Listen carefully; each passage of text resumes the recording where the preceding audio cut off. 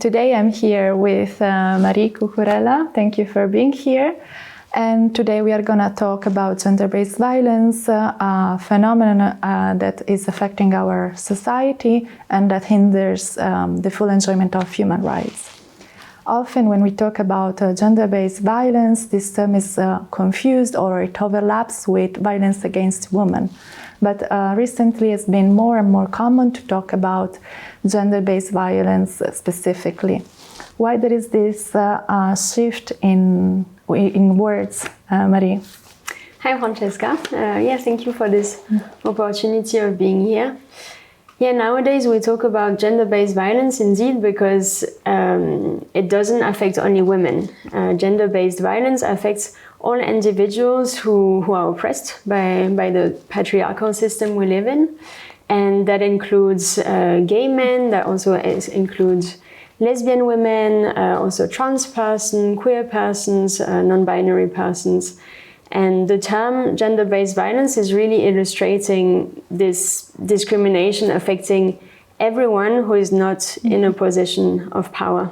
Generally, the shift of this term shows that structural violence behind it, and that is not touching just one group, the group of women, but that is a bigger structural issue of power, a power dynamic behind it.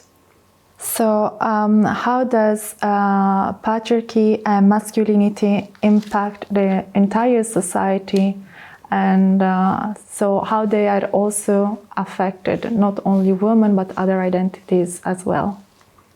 The term gender-based violence doesn't include cis men per se, but of course in a way they're also included in this term, because it's also very common that men that do not fit with this image of dominant masculinity are also bullied, are also having issues with other men, are also victims of different kinds of violence. And from this also counts as gender-based violence.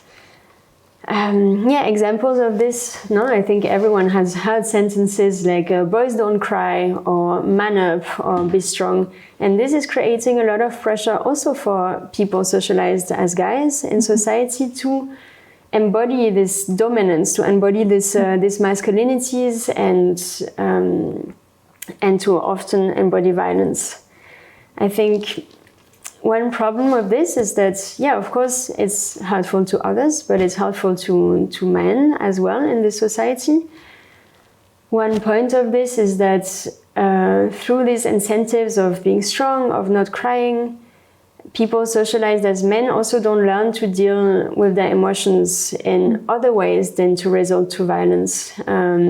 For example, talking about your emotions deeply and seeing where your anger is coming from, instead of resulting to violence when you feel angry. And we can, for example, also look at the prison rates, and the differences of how many men are in prison and how many women. And this is definitely a symptom of patriarchal society and the fact that men result often, it's also not a generality, but men resort to violence when they have difficult emotions to deal with.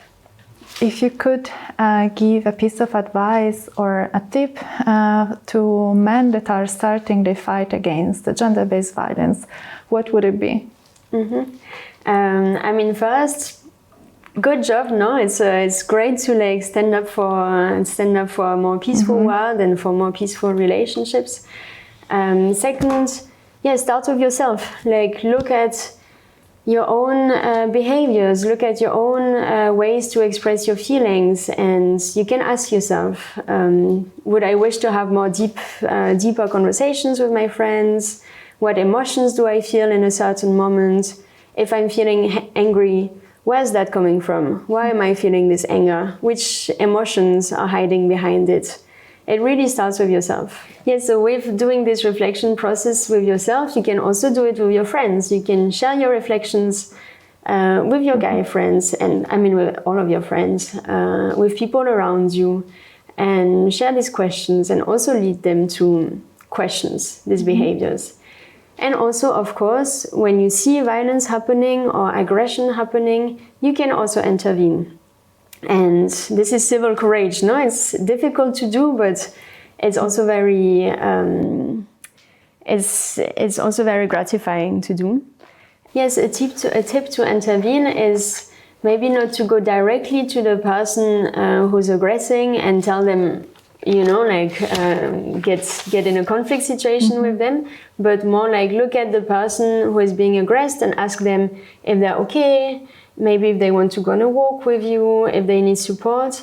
And this very often allows to de-escalate the situation without yourself getting in a massive conflict with the person who is aggressing and being angry right now.